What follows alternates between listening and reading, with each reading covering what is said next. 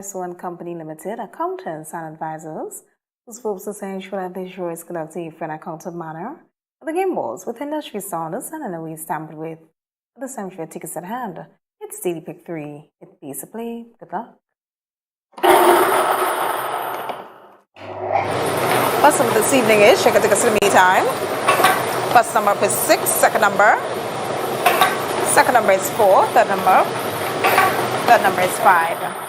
Let's recap those numbers. I'm on the screen. Check your tickets. First number is 6. The second, 4. Third and final is 5.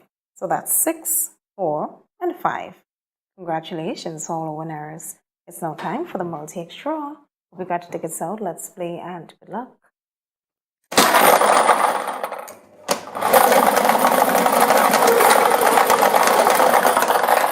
This evening's winning multi-X ball is 5X. Let's recap. This evening's winning multi-X ball is 5X.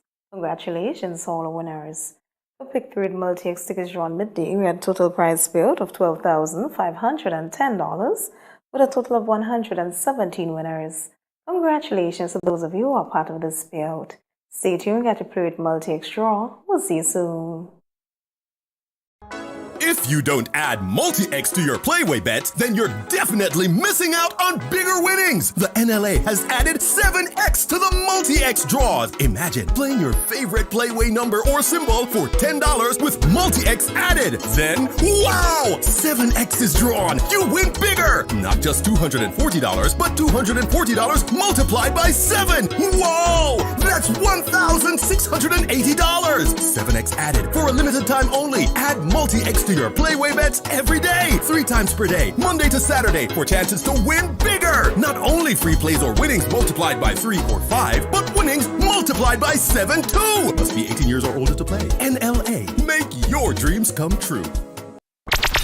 The NLA is giving you more chances to multiply your Playway winnings by adding multi-X to your regular Playway bets to win up to 5 times more. Imagine winning as much as $1,200 instead of $240 with a $10 Playway bet by simply adding multi-X. Place your Playway bets from $1 to $10 or in increments on your favorite Playway symbols or numbers. Then add the multi-X option at the same value to win 2 times, 3 times, 5 times more, or free plays. With multi-X, you must bet the same amount wagered on your regular Playway bets for your winnings to be multiplied. Grenadians, value your dreams and win your way as much as 5 times more with multi-X added to Playway and watch your money grow. Must be 18 years or older to play. NLA, making your dreams come true. Welcome back, everyone, to another Play with multi-X evening draw for today, Monday, October 7th, 2024. I am Anisha Charles. With me again is Ms. Kenneth Edwards from One Company Limited, accountants and advisors, whose purpose is to ensure that the show is conducted in an accountable manner. The game balls with industry standards and in a way stamped with. Let's play Playway, value your dreams and win your way. Good luck.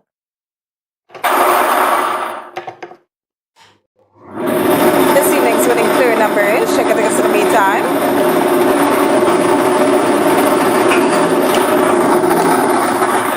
This evening's winning Playway number is 18.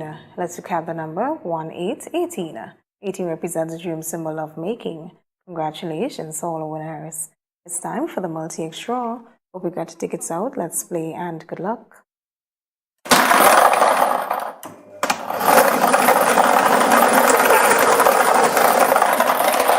This evening's winning multi-X ball is FB. Let's recap.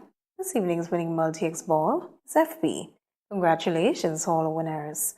For Play with multi-X tickets drawn midday, we had a total prize payout of $34,680 with a total of 611 winners. Congratulations to those of you who are part of this payout. Tune in next, you get your daily cash for draw. See you really soon. If you don't add multi-X to your Playway bets, then you're definitely missing out on bigger winnings. The NLA has added 7X to the multi-X draws. Imagine playing your favorite Playway number or symbol for $10 with multi-X added. Then, wow! 7X is drawn. You win bigger. Not just $240, but $240 multiplied by 7. Whoa! That's $1,680. 7X added for a limited time only. Add multi-X to your Playway bets every day. 3 times per day, Monday to Saturday, for chances to win bigger. Not only free plays or winnings multiplied by 3 or 5, but winnings multiplied by 7 too. Must be 18 years or older to play. NLA. Make your dreams come true. The National Lotteries Authority is a proud sponsor of many cultural activities within the tri-island state of Grenada. My name is Anderson Matheson, also known as Leftis, and I'm a calypsonian and string band music player from Carrico. I support the games of the National Lottery Authority because culture benefits tremendously. Annually, the NLA supports the Carrico and Petit Matinee Carnival, the Carrico String Band Music Festival, and all regattas, among other activities. When I play the game of the NLA, I can see where my money goes, and it's an investment into our culture. Yes, Grenada, when you play the games of the NLA, you enable us to invest in the skills and talents of our people in the areas of sports, culture, and nation building. Welcome back, everyone, to the Daily Cash for Evening Draw for today, Monday, October 7, 2024. I am Anisha Charles. With me again is Ms. Kenneth Edwards from RSO and Company Limited, accountants and advisors, whose purposes ensure that the draw is conducted in an accountable manner. The game balls with industry standards and no is tampered with. At the time, your tickets at hand. It's Daily Cash for. More please, bigger prizes. Let's find out what this evening's winning numbers will be. Good luck to you.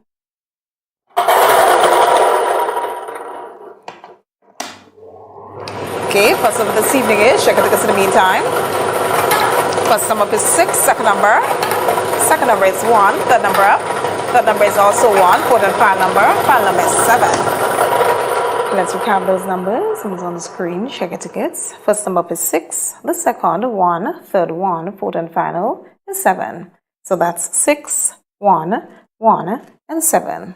Congratulations, all winners. For Daily Cash for tickets drawn midday, we had a total prize field of $14,600 with a total of 47 winners. Congratulations to those of you who are part of this field. Stay tuned later on for the lotto draw. This evening we're playing for a jackpot of $124,000. We'll see you then. Like family, it's always exciting when lottery players get together. Now the lottery games are joining in the fun. Check out the multiplier family of Instacash games. 5 times the cash at $2, 10 times the cash at $3, and 20 times the cash at $5. On your tickets, match any of our numbers with any of the winning numbers and win the prize below that number. There's more. Multiply your winnings up to 5 times, 10 times, or 20 times more. Winning is easy. Play Monday to Sunday. There are no draws to wait on. Win instantly. It's the multiplier family of Instacash games with over $675,000 to be won instantly. Don't just buy one, buy all, because family is everything. Must be 18 years and older to play. NLA, making family dreams come true.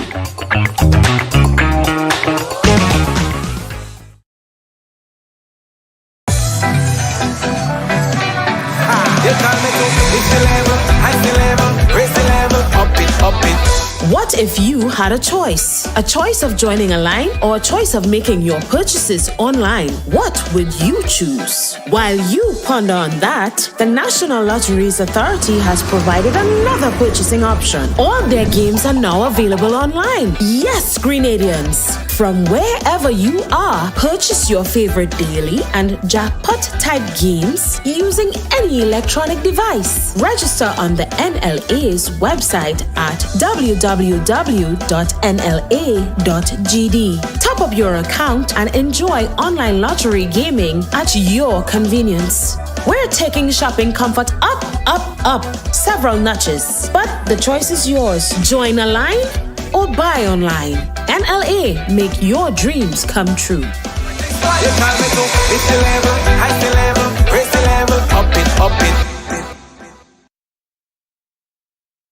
A pleasant evening to everyone. Welcome to the National Lotteries Authority's Lotto Draw number 3710 for today, Monday, October 7th, 2024. I am Anisha Charles. With me this evening is Miss Kenny Edwards from RSO and Company Limited, accountants and advisors, whose purpose to ensure that the show is conducted in an accounting manner, with the game balls with industry standards and in no way tampered with. At the same show tickets at hand because we're about to play for a jackpot of $124,000. But first, you're free to get a letter. Good luck.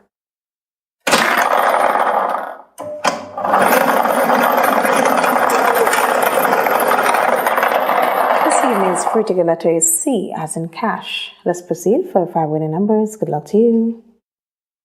First number this evening is, check out the to the meantime. First number up is 19. Second number. Second number up is 1. Third number is 29. Fourth number up. Fourth number up is 6. Fifth and final number. Final number is 9. Let's recount those numbers. It was on the screen. Check your tickets. First number up is 19. The second, 1. Third, 29. Fourth, 6. Fifth and final is 9. So that's 1919, 011, 2929, 066, and 099. Your free to get letter for this evening is C, as in cash. Congratulations, all winners. Remind you, this has been Lotto. Play and win a lot. When you play all the games of the National Lotteries Authority, support sports, culture, and nation building. Thanks for joining us. Have a wonderful evening. The National Lotteries Authority is a proud sponsor of many cultural activities within the Tri-Island state of Grenada. My name is Anderson Matheson, also known as Leftis, and I'm a Calypsonian and string band music player from Carrico. I support the games of the National Lottery Authority because culture benefits tremendously. Annually, the NLA supports the Carrico and Pittimatney Carnival, the Carrico String Band Music Festival, and all regattas, among other activities. When I play the game of the NLA, I can see where my money goes, and it's an investment into our culture. Yes, Grenada, when you play the games of the NLA, you enable us to invest in the skills and talents of our people in the areas of sports, culture, and nation building.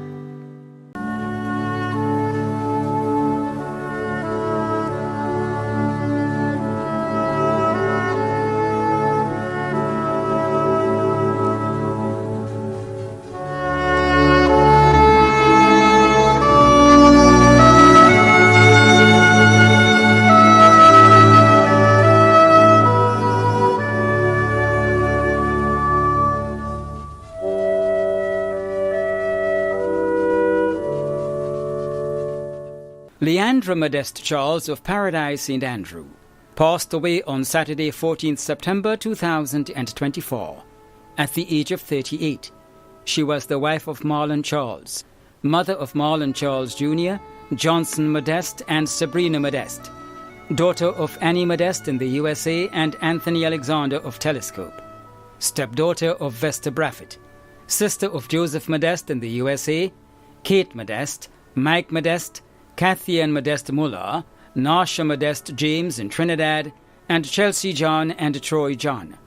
Niece of many including Trevor Modeste, Nicole Noel, and Sandra Modeste. Aunt of many including Cameron Modeste, Shanta Harford, and Sheddy Harford. Caretaker Bernard Gloria Elias. Many other relatives and close friends including Loxton Robertson, the Modeste family of Paradise and Seamoon, the Rennie and Douglas families of Paradise, Althea Noel and family of Paradise, the Tika and Charles families of Cloget, the Noel family of Telescope, the doctors and nurses of the Mount Gay Hospital, the Blackett family of Montu, members of the Paradise and Telescope Seventh-day Adventist churches, Gabriel Lalit and family of Telescope, the Honourable Kate Lewis, and friends and neighbours of Paradise and surrounding areas. The funeral service for the late Leandra Modeste Charles of Paradise St. Andrew will take place on Wednesday, October 9th at 1 p.m. Funeral service will be held at the Paradise Seventh-day Adventist Church, and interment will be at the Grand Bras Cemetery. Funeral arrangements entrusted to Lacqua Brothers Funeral Home. Rita Richards, also known as Sita, and Mother 99 of Corinth St. David, who resided at Woodlands St. George, passed away on Tuesday, September 10th, 2024, at the age of 79. She was the mother of Mary Caliste and Lama in Trinidad, Pastor Kennedy Caliste, Magnolia Griffith, also known as Maggie, Stephanie Licorice, and Kimber Thomas, also known as Chemo. Grandmother of 21, including Kellen Charles. Great-grandmother of 33, including Telika Sylvester. Sister of Imogen Blackman, Joycelyn Francois, Dora Rubin in Trinidad, and Peter Rubin, also known as Rodwell. Aunt of 12, including Kellen Cuffey and Natalie Rubin. Mother-in-law of Sharon Caliste, Curtis Licorice, Coleman Griffith, and Julian Phillip. Grandmother-in-law of Dwayne John and Elsie Thomas. Sister-in-law of Sylvina Radix. Many cousins, other relatives and close friends, including the Reuben and Horsford families of Pomrose, the pastor and members of the Jerusalem Spiritual Baptist Church, the Augustus family of Rucane, the Jones family of Paradise, Sylvia Boatswain in the USA, Auntie Jane and family of Vincent's, and friends and neighbours of Corinth St. David, Woodland St. George, and surrounding areas. The funeral of the late Rita Richards, also known as Sita, and Mother 99, of Corinth St. David, who resided at Woodland St. George, will take place on Wednesday, October 9th at 1 p.m. Funeral service will be held at the Mall Mount Berian Church, and interment will be at the Corinth Cemetery. Funeral arrangements entrusted to Lacqua Brothers Funeral Home. Daniel Christopher Charles, also known as Pa and Ayman, of Duquesne St. Mark, passed away on Friday, 27th September 2024, at the age of 72. He was the father of Donna in the USA, Doltris, Dorcas, Rachel, Gideon, Oking, Diamond, and Pam in Grenada. Grandfather of 31, including Chantel, LaDonna, Nathan and Nathania in the USA, Shaquille, Ryan, Orion, Priscilla, and Oriana. Great-grandfather of 6, brother of Avis, Claire and Maria in the USA, Claudine, Teresa, Faith and Clary in Trinidad, Garvis in Canada, Gaslin and Ricky. Many nieces and nephews. Cousin of many, including Clarice in Trinidad. Father-in-law of Damien Dominic in the USA, Alston, Robbie, Derek and Augustine. Caregivers Ruth, Davis Charles, Andy Bartholomew and Elisa Mitchell. Other relatives and close friends, including the Prince and John families of Shantimel, the Jones family of St. Patrick, and friends and neighbours of Duquesne, Nunparel and surrounding areas. The funeral of the late Daniel Christopher Charles, also known as Pa and Ayman, of Duquesne St. Mark, will take place on Wednesday, October 9th at 1 p.m. Funeral service will be held at the Duquesne Bible Holiness Church, and interment will be at the Marley Cemetery. Funeral arrangements entrusted to Lacqua Brothers Funeral Home. Chevon McIntyre, also known as Foot and High, of Birchgrove St. Andrew, a well-known taxi driver, died on Friday, September 20th, 2024, at the age of 36.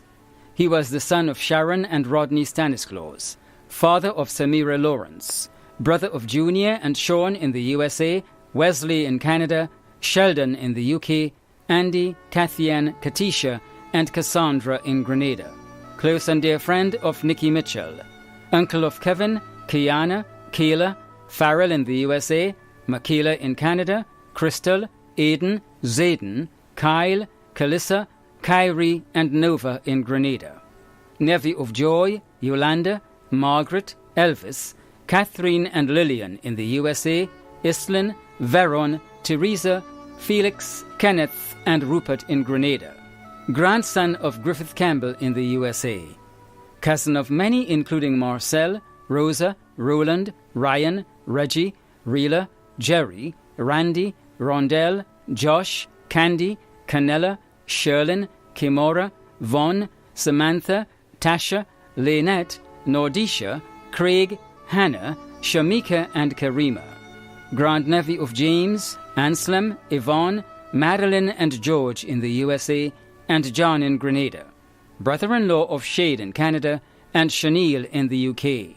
Other relatives and close friends including Kadisha, Nikki, Nikita, Monitor, Deron, Jimmy, Fish, Warmo, Ranson, Tyrone, Hicklin, Joycelyn, Harrison, Freddie, Trisha, Jeff, Sandra, Gary, Pamela and many others. Andre Batiste and family of La Poterie, Larry and Tesha Barry, Karina and Sabrina Batiste and family, Johnny and the crew at Johnny's shop, Smoko and the boys, Barito and the boys, Cecil Pear and the boys at the container, the 2005 graduating class of the Grenville Secondary School, Catherine and family, Claire Bain and family, Roy DeBellet and family, the Antoine, Philip and Foray families of Birchgrove, the Mitchell, Wells and Swap families, Campbell Leslie and family of Ledigue, the Stanislaus and Paul families of Conference, customers of his taxi service, other friends of Progress Hill and surrounding areas, many other relatives and friends in the United Kingdom, the USA and Canada. The funeral of the late Siobhan McIntyre, also known as Foot and High, of Birchgrove St Andrew, will take place on Thursday, October 10th at 1 p.m. Funeral service will be held at the Birchgrove New Testament Church of God, and interment will be at the St Rose Cemetery. Funeral arrangements entrusted to Bailey's Funeral Home. Thomas Alexis, also known as Norman Young, Tomo, Manny and Papa, of Mount William St Patrick, who resided at Nunperel St Mark, passed away on Monday 16 September 2024 at the age of 86. He was the father of Norma, Teslin Paul and Endon Lewis in Trinidad, Charmaine Dorilus in the USA, Gordon also known as Gorda, Glenn and James Lewis, Chandra Peters and Glennis Albert also known as Cutie, stepfather of Roslyn and Ken, grandfather of 39 including Jensen, Chanel, Samantha, Shaddy, Mathlin, Wendell and Tally, great-grandfather of Kentoya, J.D., Ronell and Emma, brother of Carolyn K. Young in the USA, David Young, Norma, Lynn, Brenda and Amy in Trinidad, father-in-law of Kenneth Peters, Marilyn Lewis, Everest Albert, Bryden Paul and Roslyn Lewis, uncle of many in Grenada and Trinidad including Curtis, his caregiver Anisha David, many other close relatives and friends including the Young, Alexis and Lewis families in Grenada, Carriacou and Trinidad, the pastor and members of the Victoria and Samaritan Seventh-day Adventist churches, and friends and neighbours of Nunperel, Duquesne and surrounding areas. The funeral service for the late Thomas Alexis, also known as Norman Young, Tomo, Manny and Papa, of Mount William St Patrick, who resided at Nunperel St Mark, will take place on Thursday, October 10th at 1 p.m. Funeral service will be held at the Victoria Seventh-day Adventist Church, and entombment will be at the Marley Cemetery. Funeral arrangements entrusted to Lacqua Brothers Funeral Home. Sir Daniel Charles Williams, past Governor-General of Grenada, Carriacou and Petite Martinique, who resided at Wester Hall, St David, died on Wednesday, October 2nd, 2024, at the age of 88. The funeral arrangements for the late Sir Daniel Charles Williams, past Governor-General of Grenada, Carriacou and Petite Martinique of Wester Hall, St David, will be given in a subsequent broadcast. Funeral arrangements entrusted to Bailey's Funeral Home.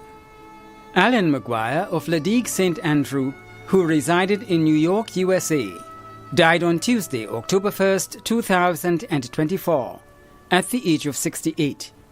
The funeral arrangements for the late Alan Maguire of Ledigue St Andrew, who resided in New York, USA, will be given in a subsequent broadcast. Funeral arrangements entrusted to Bailey's Funeral Home. Clarence Rapier of Belmont St George, who resided at Telescope St Andrew, passed away on Thursday, 19th September 2024, at the age of 76. The funeral arrangements for the late Clarence Rapier of Belmont St George, who resided at Telescope St Andrew, will be given in a subsequent broadcast. Funeral arrangements entrusted to Lakwa Brothers Funeral Home.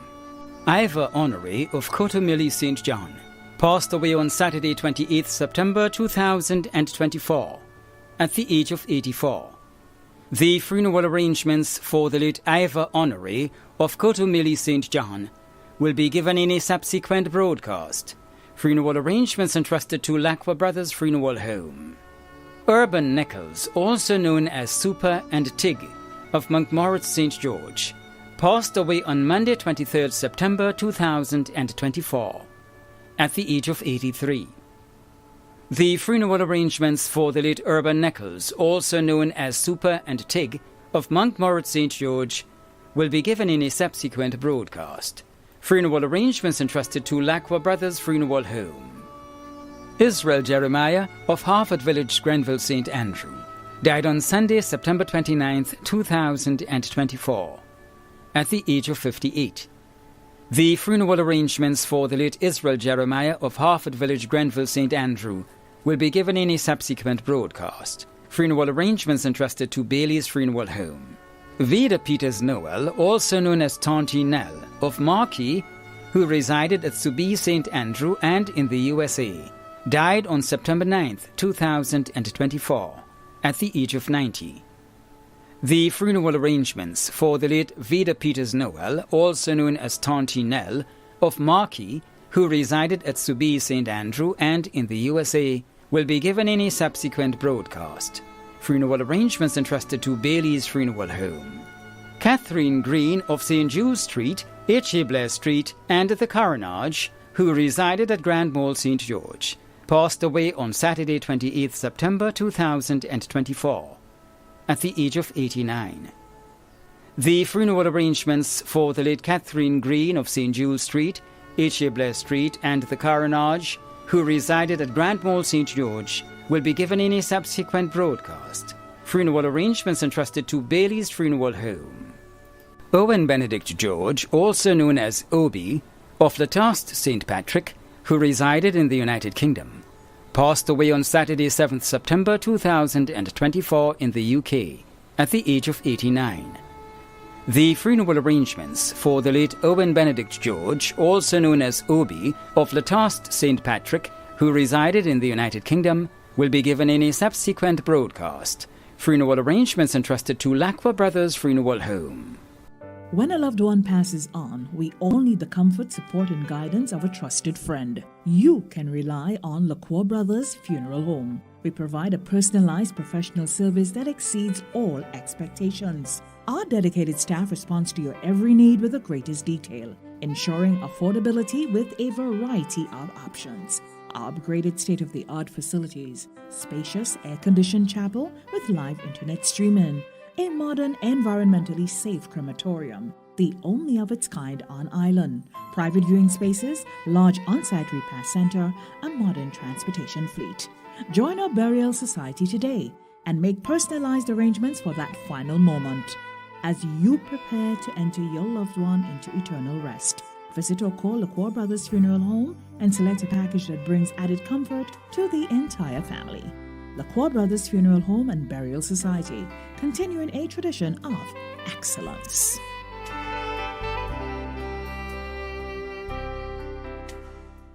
Fabian Alexander of Pedmotar St. David passed away on Wednesday 25th September 2024 at the age of 81. The funeral arrangements for the late Fabian Alexander of Pedmotar St. David will be given in a subsequent broadcast. Funeral arrangements entrusted to Lakwa Brothers Funeral Home. Joseph Michael St. Paul, also known as Bauso, of Central Guava State St. John, passed away at the age of 59.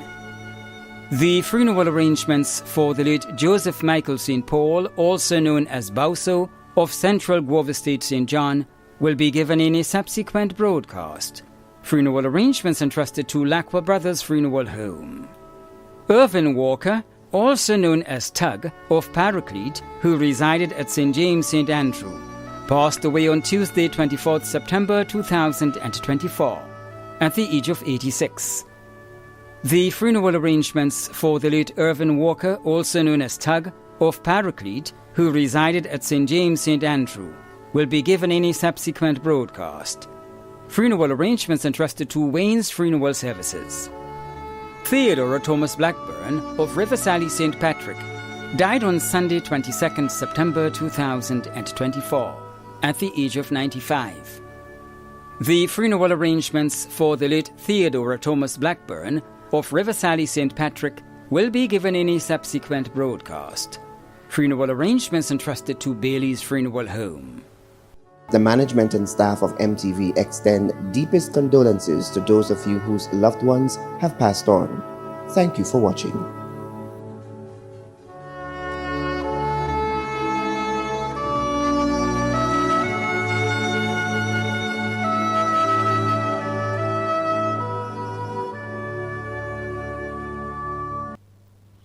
Rest it in the Lord Jesus Christ. Give him that sorrow, that pain. I know it's painful to see that our loved one go. But Jesus Christ in Isaiah chapter 5 tells us that he have taken all of that for us. He was wounded for our transgression. He was bruised for our iniquity. The chastisement of our peace was upon him, and by his stripes you would be healed from that loss, brothers and sisters. You would be healed. You would soon overcome. You would still be strengthened. Look at the Lord Jesus Christ. Was bruised, beaten, spit upon, died upon a cross. His mother was there watching that child. Took so much of mankind for nothing that he have done. Yet for her, he took it all upon himself. So today, me and you, when we see what happened to our life, we can look on the cross and know there is a better future for us. It's the same thing here. When I would even say to you, sometimes when some loved one die, call into the condition of that, brothers and sisters, we should more rejoice than being sorrowful, because God have known the best of that for us. All I want to say here to you today, that trust in God, despite whatsoever it is, get that inner faith, that inner peace. He said, cast all the cares upon him. He said, my yoke is easy and my burden is, just cast it upon him, brother. I know it might be difficult for you to think about how could you do it. Just give it a try. Just a step of faith. Just say, Lord, have your way in me. Lord, keep me through these trial times. And he will do it. He will keep you. When you read through the Psalms 23, the Lord is our shepherd. We shall not want. You read through that Psalms and you recognize that David himself was going through a testing time. And he recognized, even as he said, yea, do I walk through the valley of the shadow of death. You may be walking through the valley of the shadow of death now, but you don't have to fear that evil, brothers and sisters. Because the Lord, the rod and the staff will comfort you. He will take you through that. He will carry you through. God carried the children of Israel through. He can carry you through today. Just give him your all. Give him that trust. You know why sometimes we go through many grief and pain and sorrow for weeks and for days. Sometimes we even take some loved ones with them. Because why? Our heart and our faith is not with the Lord. But I'm telling you today, just trust in the Lord. Just trust in the Lord and he will see you through. Just trust in the Lord and he will make that way for you. Stretch your arm right now and I will pray with you. Father in heaven, I thank you for the God that who you are. You don't think it as men, oh God, Father Lord. Lord, sometimes when you're moaning and groaning, you are still walking. And Father, now you are walking on these lives, oh God, Father. Those who have grieved and have lost ones, oh God, and to them, oh God, all is lost. Father, I know you can restore back unto them presently now. That faith, oh God, Father, that joy. Lord, even David has spoken about it, oh God, in Psalms 51. Oh, restore unto me the joy.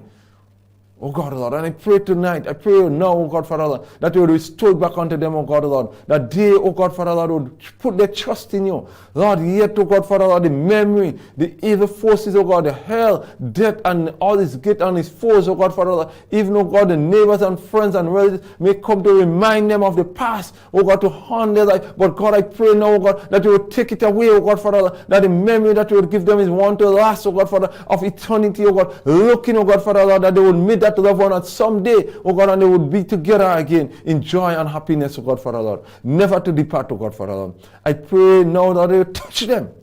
Oh Father in heaven, oh God, Lord. You are all hearing God. And Father, I know you will not fail me. Bless them tonight, oh God, Father. Bless them today, oh God. Wheresoever they are, oh God, whosoever they are.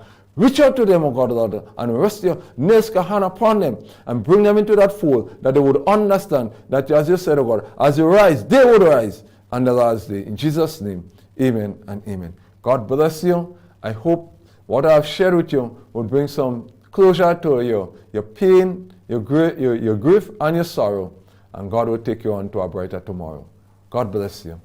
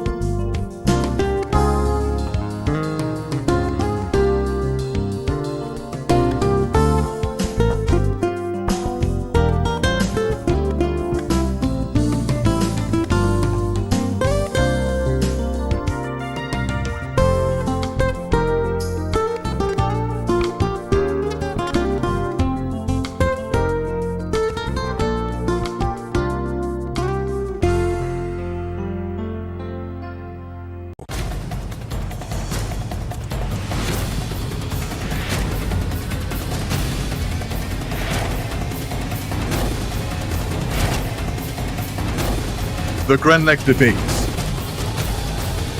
Power, bright ideas. Welcome to the 2024 edition of the Grenlec Debates. I am your host, Kunta Kinte Andal, back with you for yet another exciting season.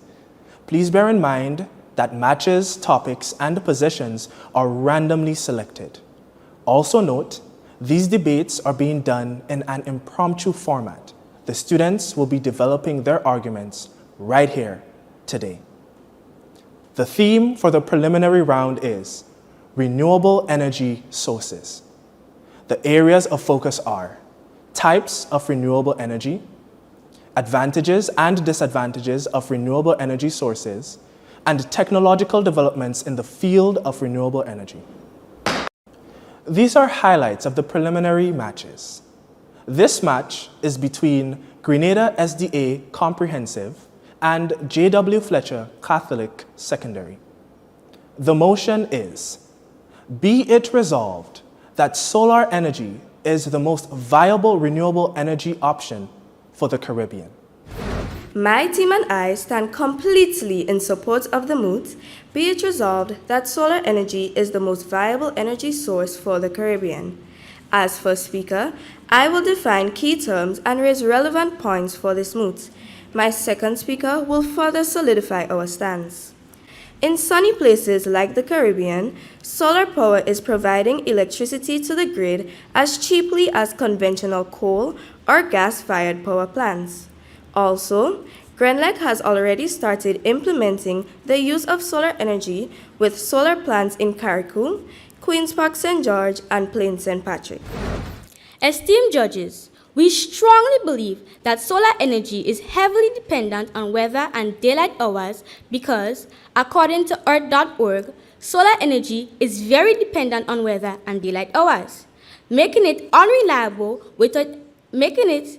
just as unreliable without expensive storage solutions and just all around very inflexible and inconvenient.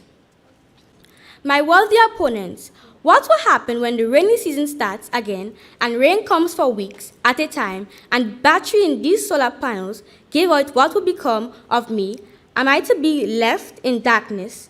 My opponents, think of your families. One of the biggest renewable energy plants was in Carriacou. What happened on the 1st of July? Destroyed. What if another natural disaster were to come? What will happen to these solar panels? My worthy opponents, these things are unreliable. That is why we believe that solar energy is not a viable option for the Caribbean. Solar energy is the most abundant energy and can even be harnessed in cloudy weather. And in the Caribbean, it is particularly abundant as a majority of weather is sunny. This means that we will not struggle for a lack of solar energy. Solar energy is cost effective, as solar panels can aid in the reduction of electricity bills and save money. Solar panels are also known for their versatility, as they can be installed and used in a variety of different locations and can range in different sizes. Another pro of solar energy is that solar panels are highly low maintenance and minimal upkeep after installation. Solar energy is also clean energy, which means that it does not release any greenhouse gases, which can lead to detrimental effects on wildlife habitats and human health. Implementing solar energy will not only help our environment and reduce climate change, but it can also play a role in public health and reducing respiratory disease such as asthma. Solar power is highly dependent on weather conditions and daylight hours. In Grenada, the variation in solar energy availability throughout the day and year could lead to periods of insufficient power generation, according to IRENA.com. This intermittency necessitates reliable energy storage solutions, which can be expensive and technologically challenging for a small nation. Although the cost of solar technology has decreased, the initial investment for purchasing and installing solar panels, inverters, and storage systems can be still high, especially for a small island nation like Grenada with limited financial issues, according to World Bank Energy Report. The upfront costs may pose significant barriers, particularly when compared to other renewable energy options with potentially lower initial expenses. In addition, solar power installations require a significant amount of space for optimal energy generation, according to geographicorganization.com. In densely populated or limited land areas, solar energy is not well suitable to provide consistent power to meet energy needs. My worthy opponents, according to cleanerenergy.com, fossil fuel energy is estimated to run out by 2090. What do you as the opposition propose that we use as a source of energy when this time comes? My worthy opponent, by what year? 2090. 2090. Yes. My worthy opponent, we will be long dead by that time. Oh, so there is no need to worry about that right now. Oh, so my opponent, what you're trying to say is, so we want a viable life source for ourselves, but we do not care about the future generations. No, my worthy opponent, I'm not saying that.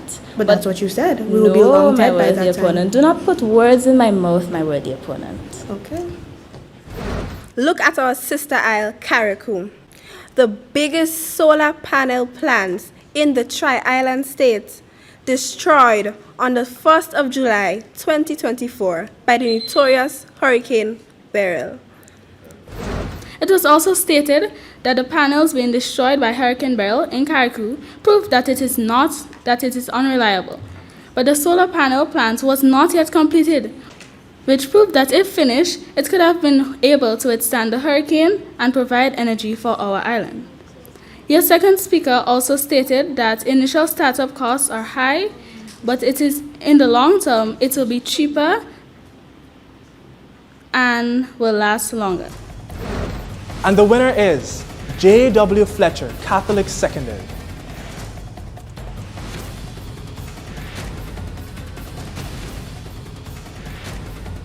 This match is between MacDonald College and Westerhall Secondary School. The motion is, be it resolved that the Caribbean should focus on transitioning to electric transportation so as to reduce fossil fuel use.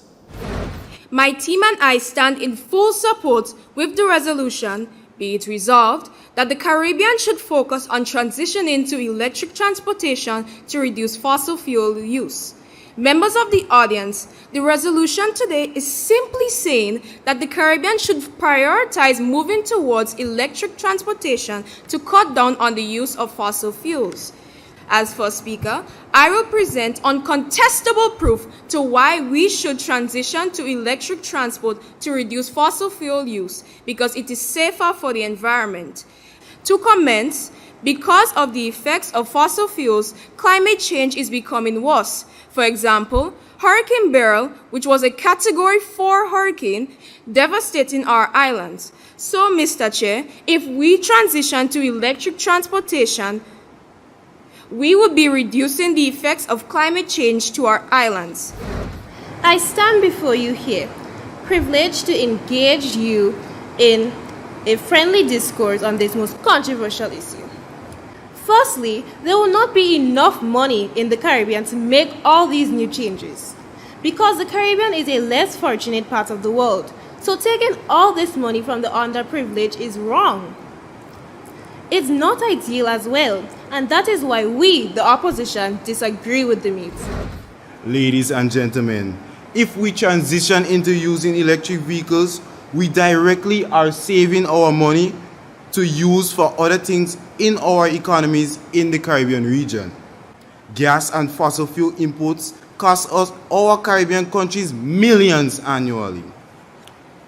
If we transition into using electric transportation methods, we will spend less money on gas imports, as there will be less need for these fossil fuels. Using electric transportation also benefits our environment and ecosystem, helping to combat climate change and global warming. Additionally, if we transition, less gas imports mean less money wasting for the whole Caribbean from importing fossil fuels from other international countries. It also allows us to use this money to develop our region's own renewable energy infrastructures and technologies. Audience, aren't you seeing my vision? Aren't you seeing the benefits that switching to electric transportation provides? As I stated, this is why we should switch to electric transport, because it will help us use less money on fuel imports, which can help us use the extra money on enhancing our renewable resource technological capabilities. The Caribbean is filled with numerous of people. According to Dr. Arthur MacDonald, and I quote, "Most of the Caribbean is facing poverty," end of quote. Most countries like Grenada, our home, are in a detrimental amount of debt. We are already in debt. How much money are we really allowed? It will be very expensive to create and get parts for these cars for the whole island, as well as it will be expensive for the citizens of Grenada to purchase. As also, are there really people in Grenada specialized in these cars? Grenada will need to bring in people who are specialized to service these cars. These cars are just not reliable. For example, imagine you're going on the road and your car breaks down, your car is dead. There will not be a lot of chargers around because we are not accustomed to this. Even if there is a charger, you will need to take hours for your car to fully charge or to get to a good percent. Whereas with gas, you can go, put gas in your car, and you're off. After hearing all these points presented by my team, there is no way that you can agree with what my opponents are saying.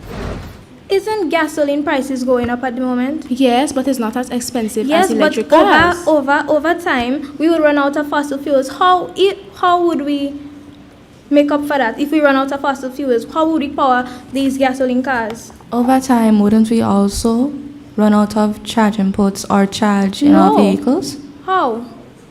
Our vehicles wouldn't run out of charge?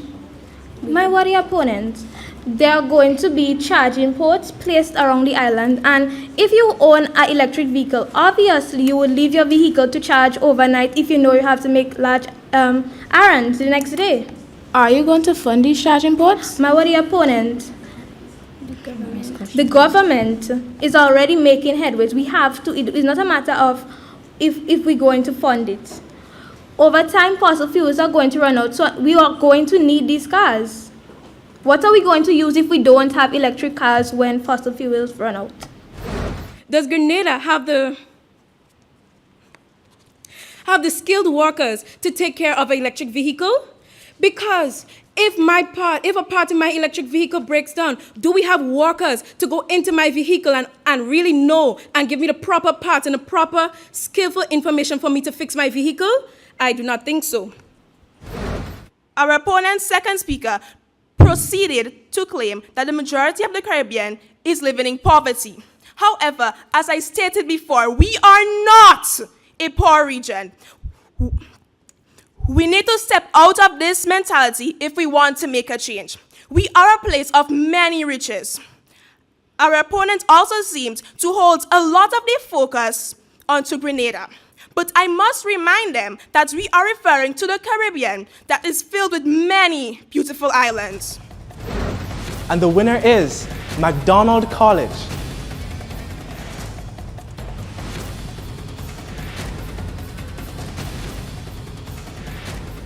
This match is between Happy Hill Secondary School and St. Joseph's Convent, Grenville. The motion is, be it resolved, that solar energy should be mandated for all new buildings in Grenada. We are gathered here today to discuss an issue of great significance. Be it resolved that solar energy should be mandated for all new buildings in Grenada. As the proposition team, we firmly believe that the solar energy should indeed be mandated for all new buildings in Grenada. The use of solar energy reduces electricity bills depending on the size of solar systems and your electricity and heat usage.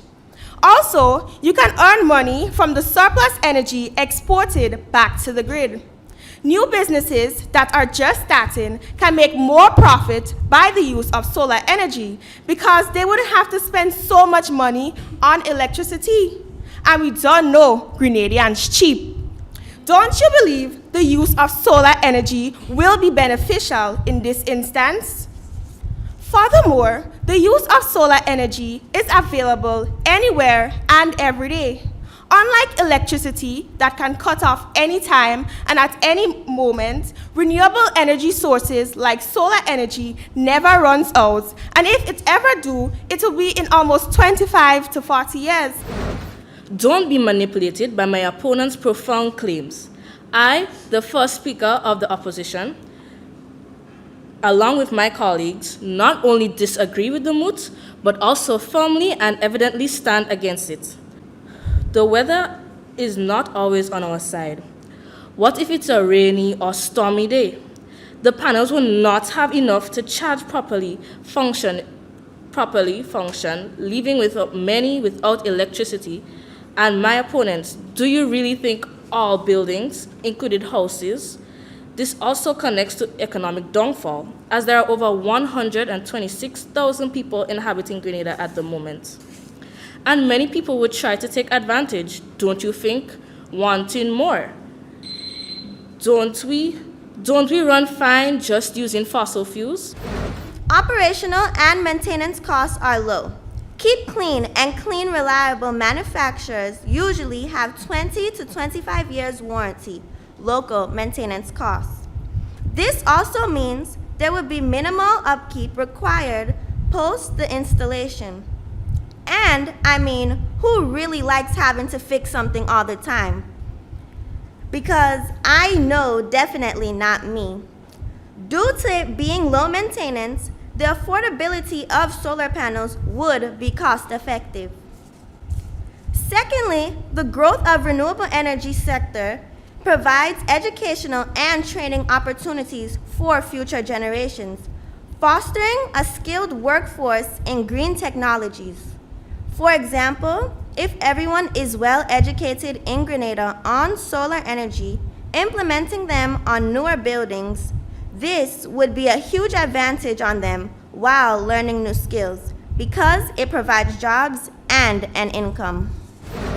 While you can save money using renewable energy, setting up a solar array is costly and there are expenses involved with energy storage. Also, with solar panels, there are limits to battery storage and they would have to be replaced frequently over a period of time. Because of the intermittency of some renewable sources, there is a high need for energy storage. Storage technologies are available but can be very expensive, especially for large-scale solar energy plants needed to run government buildings.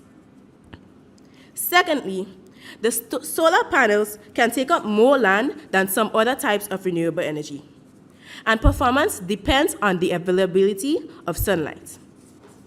Furthermore, the mining and processing of minerals needed to make the panels can pollute and damage the environment, adding to the greenhouse gases released into the atmosphere. Today, I stand before you to address the arguments presented by the opposing side. While they have made some compelling points, I will demonstrate that their claims are flawed and based on misunderstandings or incomplete information. Your first speaker stated that because of rain and a stormy day, it will not function properly, but there are batteries which are used to store energy. Your second speaker stated that solar energy takes up more land. Doesn't the solar panels go on the roof? She also stated that energy sources are more expensive. What do you mean? Are we paying the sun to shine? And the winner is Happy Hill Secondary School.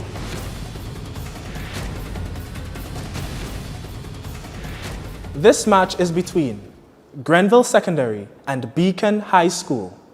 The motion is, be it resolved that hydropower from rivers and other freshwater sources should play a larger role in energy generation in the Caribbean.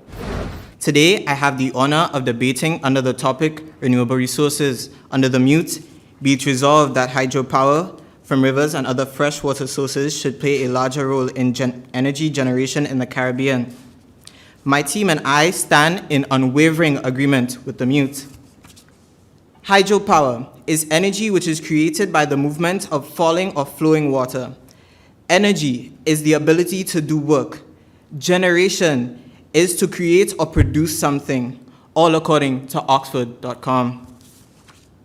My worthy opponents, members of the audience, let's dive into my first point. Why should we use hydropower? Caribbean countries are not only surrounded by the ocean, but also have a vast majority of rivers, lakes, and springs. But not that only. Switching to hydropower would be very easy because it is really easy to use springs. We use it for bottled water and many different things. All we need is basically just a hydro pump. We can even use just a turning wheel just to make the electricity as they used to do back in the day. Hydropower energy has intermittency issues. Renewables like hydropower energy are not always reliable as they depend on weather conditions. Without advancements in energy storage technologies, energy supplies can be inconsistent, posing a risk to grid stability. Hydropower is not reliable because lots of rivers and lakes are drying up because of climate change. Hydropower has a high initial cost. Research shows that the development and installation of renewable energy infrastructure, such as hydropower, require high initial investments. Developing countries such as Grenada, Jamaica, and TNT find it difficult to afford these technologies, widening global energy gaps.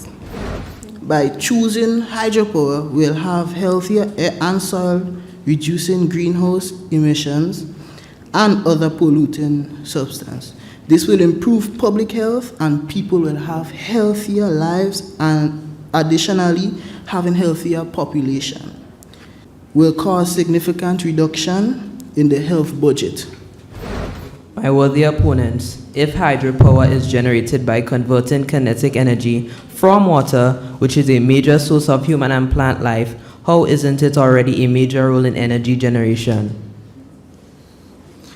Simply because of the availability of solar energy. It is much more efficient in terms of gathering and its availability.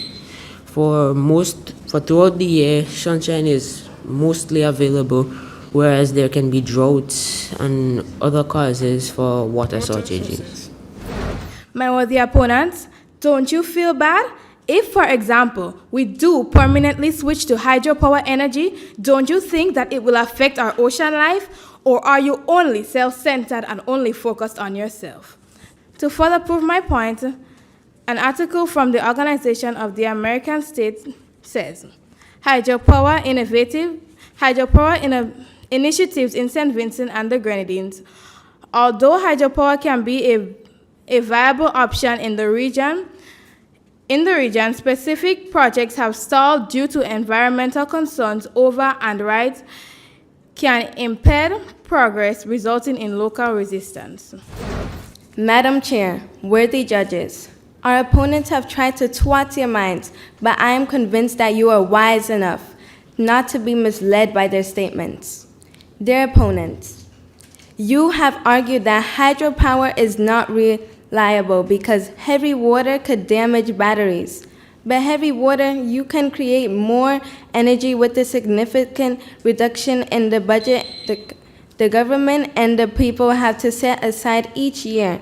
Also, the batteries are not kept anywhere close to the water. You spoke about the price. We can simply start from water wheels. Everything starts small. Look at our own lovely island. And the winner is Grenville Secondary.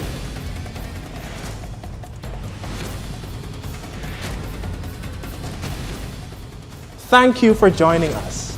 This has been part 1 of the preliminary round highlights. Please stay tuned for part 2.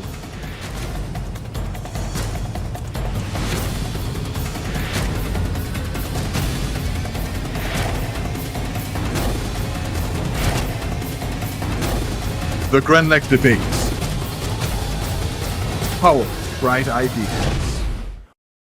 The Grenlec Debates will be broadcast on MTV Monday and Thursday at 9 p.m. and on Saturday at 6 p.m. and on GBN TV Tuesday and Thursday at 6 p.m. and on Sunday at 4 p.m. Tune in.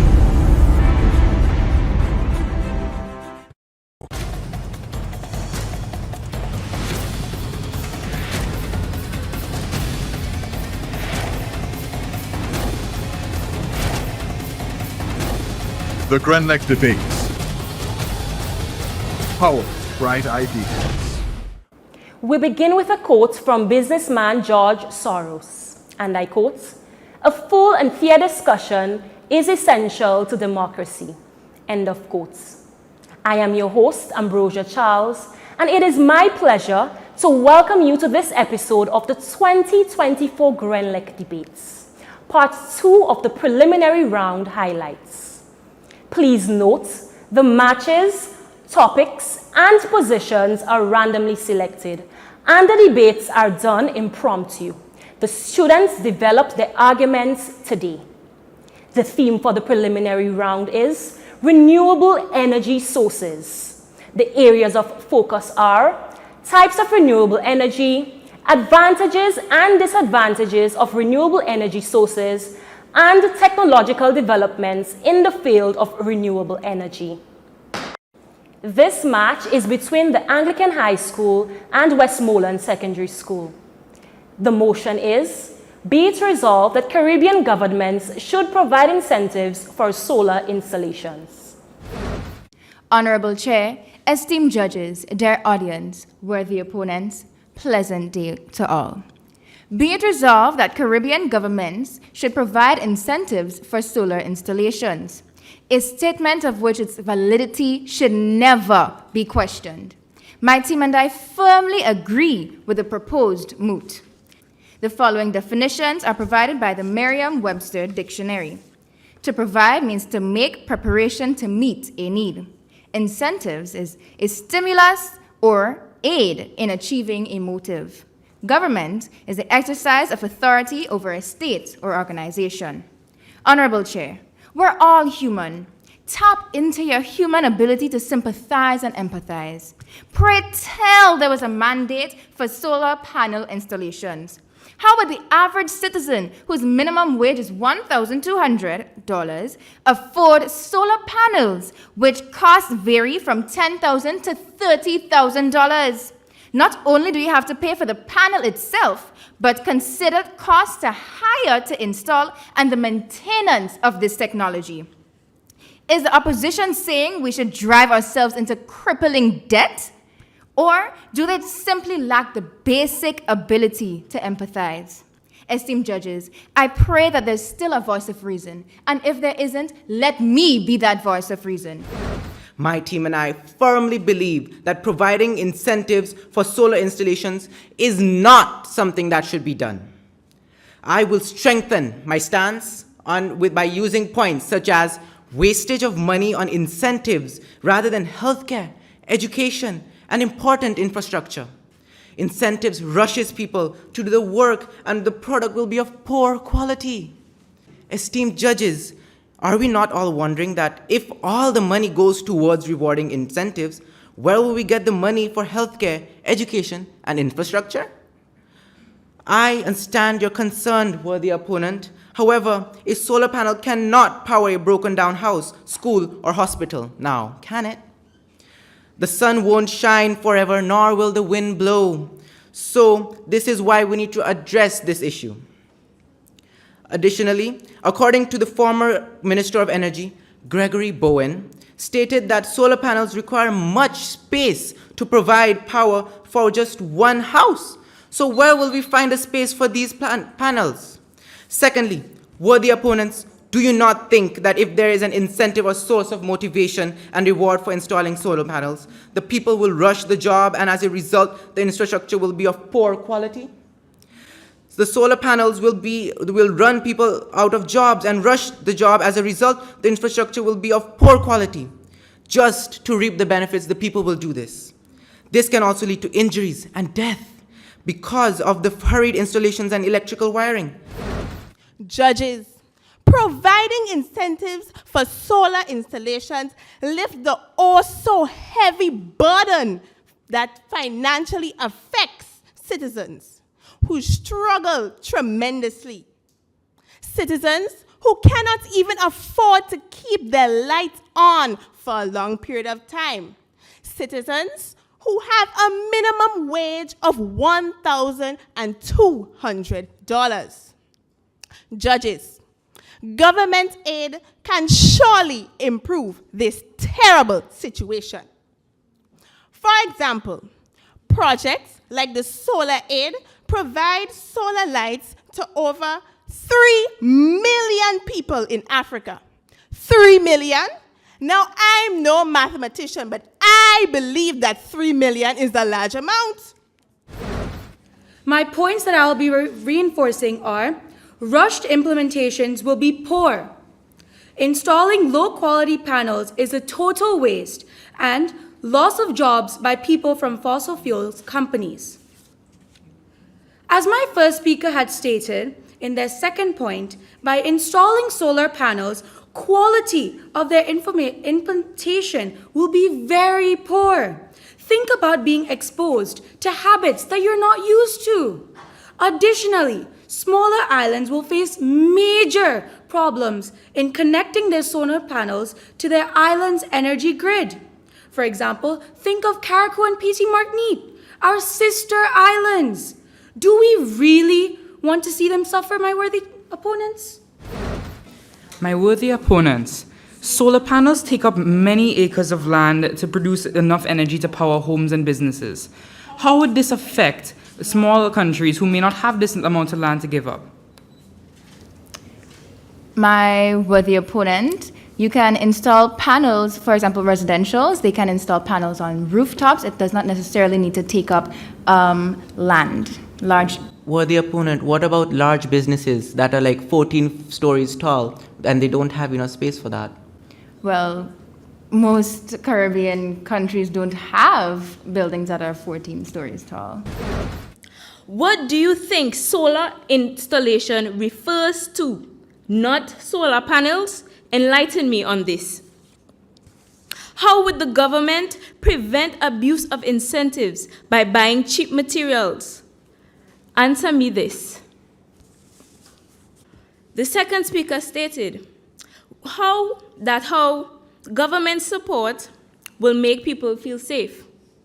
I see where you're coming from, but let's consider, if the installation are rushed, do you think people will feel safe considering there are poor there's a possibility of poor wiring? Tried and failed. Exactly what the opposition has done. Their first speaker stated that the government paying for incentives is apparently a waste of money. Well, I'm sorry. I never would have thought that using renewable energy to provide better electricity without the use of fossil fuels was such a waste. Their second speaker tried to state that these solar panels are low quality and the process will be rushed. I never knew humans could see so clear visions into the future. Opponents, who's to say that they be rushed and low quality? Who's to say that you are right? That's simply your imagination. She went on to say that this process will cause job loss. How would the government paying for incentives cause job loss? I never knew that that could be possible. The process of paying for these does nothing but good for the island. Check your information. And the winner is the Anglican High School.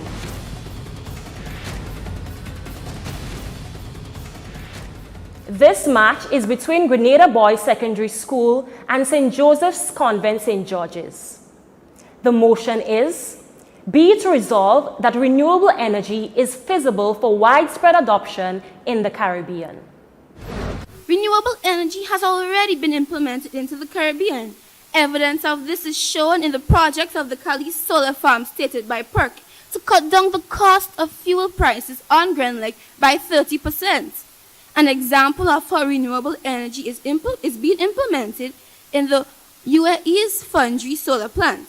Another example is the loans being offered by banks, for example, Republic Bank and the Grenada Development Bank. Honorable judges, fellow opponents, and esteemed audience, can you not feel and see the signs of the heat in our Caribbean climate?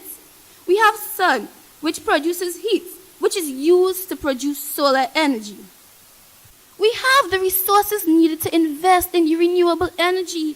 For example, take Dominica, for example. They have made strides in geothermal research. Evidence, Caribbean islands are blessed with natural resources and overseas investors. Esteemed judges, are you aware that the transition to renewable energy often involves significant upfront costs and is susceptible to high energy prices? My opponents, the upfront costs of renewable energy have decreased over the past decade, but financing still remains a critical issue. Esteemed judges, many countries have sought to increase energy prices within the sector. My opponents, this blatantly eradicates the definition of feasibility. Is this the risk we are willing to take? A pertinent illustration can be found in Germany, a country where renewable energy has been heavily subsidized. My opponents, a report put forth by the IEA, the International Energy Agency, indicated that consumers across the country have faced increased energy costs, indicating and highlighting that renewable energy's lack of feasibility for widespread adoption. My opponents, is this your definition of feasibility, straining our energy sector and increasing electricity costs across the Caribbean? Audience, do you love the environment? Well, I most certainly do. Renewable energy is so good for the environment, so why isn't it permanently being implemented in the Caribbean when it should be? Worthy opponents, honorable judges, here are some reasons on why renewable energy has to be implemented in the Caribbean. Firstly, renewable energy is sustainable and inexhaustible, unlike fossil fuels, which are finite and depleting. Renewable sources are naturally replenished. The sun will shine, the wind will blow, and water will flow for as long as our planet exists. Esteemed opponents, this means that renewable energy offers a reliable and long-term solution to our energy needs without the risk of it running out. Honorable judges, renewable energy significantly reduces harmful environmental impacts. The burning of non-renewable energy contributes to air and water pollution, climate change, and the destruction of ecosystems. In contrast, Renewable energy produces little to no greenhouse gas emissions, making it a key weapon in the fight against global warming. Worthy opponents, did you know that solar panels, wind turbines, and hydroelectric dams generate clean energy while leaving a small carbon footprint? Well, now you know. I stand here before you today denouncing the frivolous claims made by the proposition and with decadent and unscrupulous persuasion. To elevate my team's stance, I will relate the point of affordability and economic burden on government resources. Did you know that Classic Lightning says a solar generator costs 4,000 EC dollars? Did you know that solar panels range from $8,500 to $30,500? Opponents, I am bringing this home with our very own Spice Isle. Teachers make $3,413 to $5,850 on average, according to Talent.com in a study done in 2024. Our opponents say that renewable energy is feasible for widespread adoption in the Caribbean. However, where will the monies arise from our hard-working teachers getting this salary? Why should we not utilize the abundant indigenous resources that we have in the Caribbean? Well, the opponent, due to fluctuations in energy output, as well as their susceptibility to getting damage from things like hurricane, did you know that Carriacou had one of the best solar panel systems in the Caribbean? And did you know that it costed the government assessed the damages up to $3.2 million US dollars? My worthy opponent, did you know? Did you know that? My worthy opponent, did you know that the UAE, the United Arab Emirates, is very willing, ready and willing to cover the funds, to cover the cost of rebuilding Limlair solar Well, the opponent, plants? excuse me, the point that I'm trying to say is because they are susceptible to damage, this is why we need to integrate both fossil fuels since it is readily available. For example, up in Carriacou, when there was no electricity, they depended heavily on fossil fuel powered generators. What are your opponent? It costs money to import renewable energy transducers, money we do not have. Yet, we already possess fossil fuel plants, and all we need for it is fuel, which is cheaper than spending millions of dollars to build sustainable, renewable energy farms. Also, what good is 1 minute of sunlight when only an infinitesimal amount of it can be harvested? None. Your second speaker elaborated on the sustainability of renewable energy and it promoting economic growth and job creation. Were the opponents? Fossil fuel may not be infinite, but we have a lot of it. It will take millions of years to run out. The gases that the creation of renewable energy produces also damages the environment, especially if we are moving to it on a large scale. They also spoke on economic growth and job creation that renewable energy brings. Yet I ask, what happens to the job market that exists for fossil fuels? Those people lose jobs. The net amount of jobs created is either zero or jobs are lost. Renewable energy has the ability to be implemented in the Caribbean. My worthy opponent, renewable energy has already been implemented and started in the Caribbean. For example, 89.6% of homes in Barbados use solar power. Take, for example, our very own developing solar plant in Calice. A rise to produce is megawatts of energy to cut down on energy price that Grenlec has to spend by 30%. So here we are. Do you think we are finally ready to shift?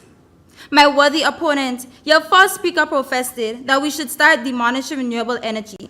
But Dr. Raymond Nuss said renewable energy is the future. How would you explain that discrepancy, my worthy opponents? Your second speaker claimed that renewable energy cannot power Grenada. But Dr. Nuss again said that 1 minute of sunlight can power Grenada for up to 60 years. 60 years, my worthy opponent. And the winner is the St. Joseph's Convent, St. George's.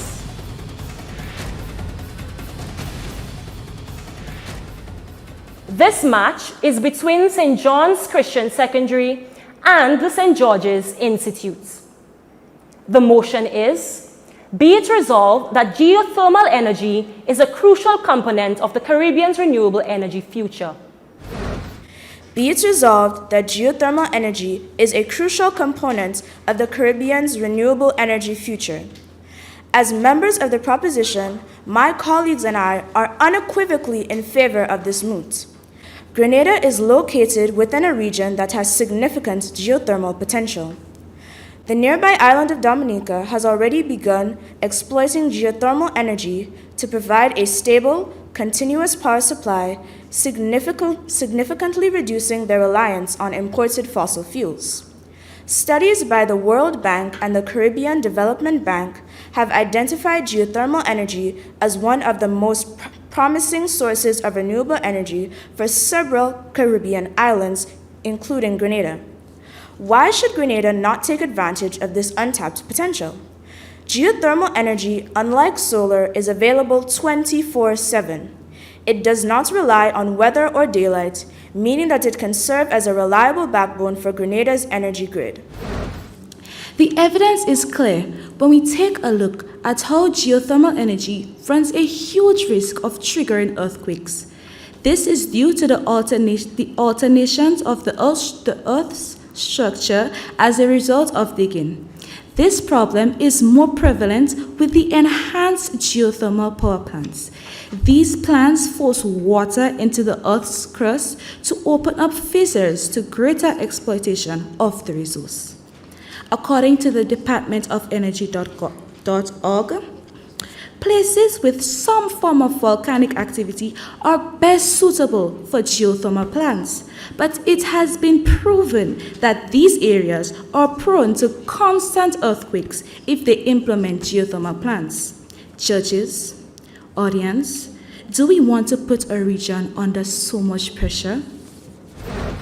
Do not be swayed by hopeful wishes brought by my worthy opponents who say unreliable solar and costly wind technology is the way to go.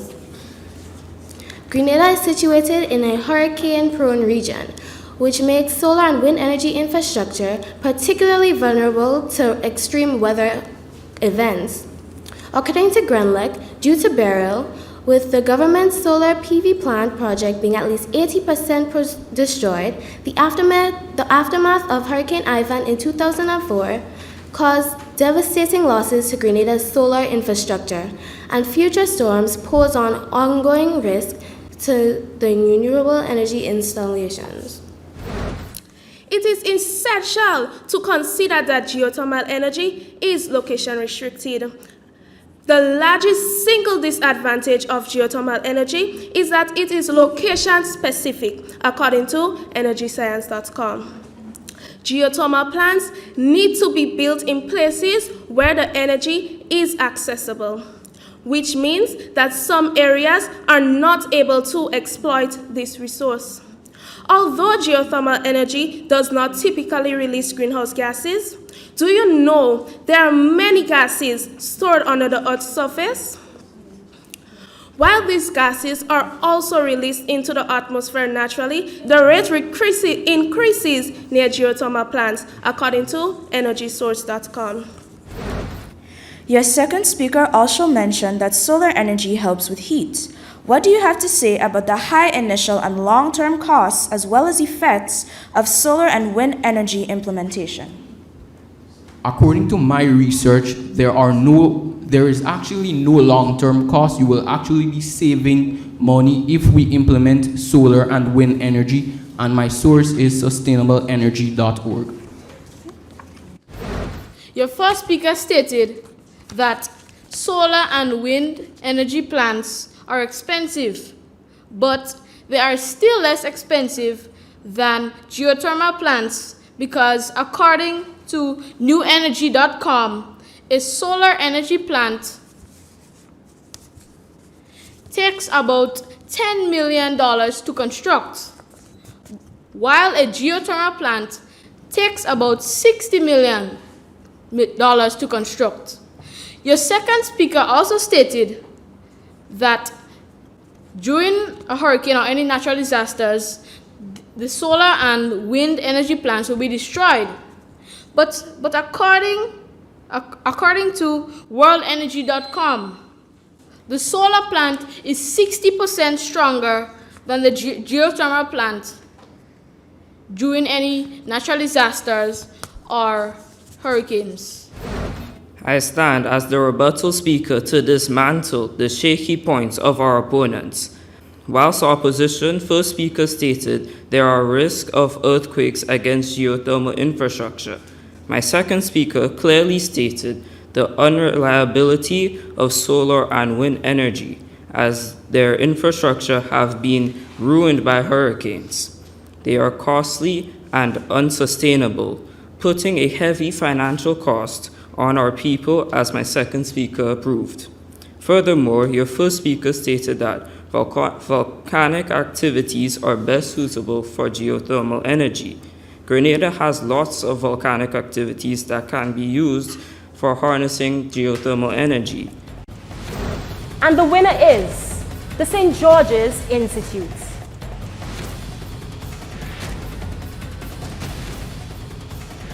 This match is between St. Mark's Secondary School and Wesley College. The motion is, be it resolved that the environmental risk of renewable energy waste in the Caribbean outweigh the benefits of renewable energy as a sustainable power source. Can you believe that when we are living in a world that is trying to move forth to more renewable resources, that some people are planning against this? This is quite troublesome. We, the members of the proposition, stand in unwavering support of the moot.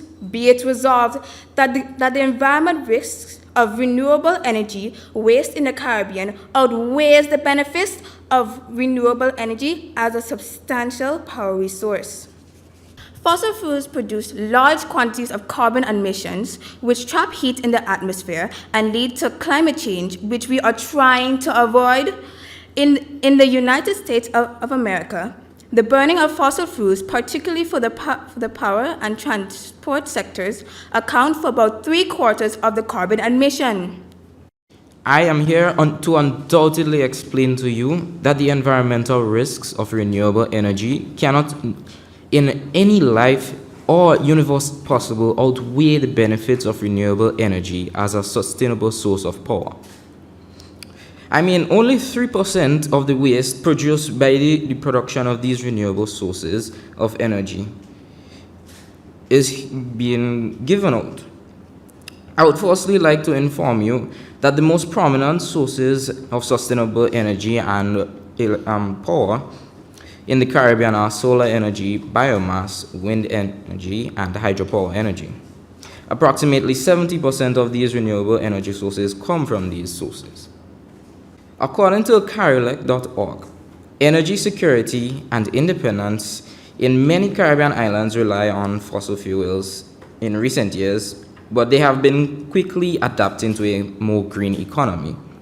Therefore, this enables the use of renewable energy sources to provide power, enabling the Caribbean economy on a whole to now benefit and not rely on fossil fuels being imported from the global market. And now we can use our own resources rather than rely on them. What do you mean by renewable can be destroyed easily? We mean that that renewable energy housing factors can be destroyed easily during natural disasters and flash floods and much more. How do you come to that conclusion that the production of fossil fuels can be dangerous?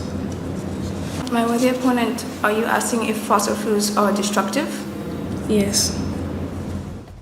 And the winner is Wesley College.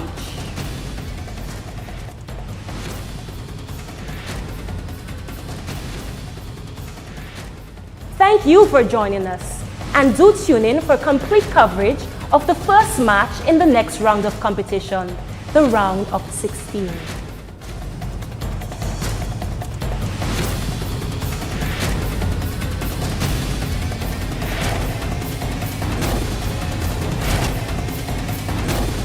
The Grenlec Debates. Power, bright ideas. The Grenlec Debates will be broadcast on MTV Monday and Thursday at 9 p.m. and on Saturday at 6 p.m. and on GBN TV Tuesday and Thursday at 6 p.m. and on Sunday at 4 p.m. Tune in.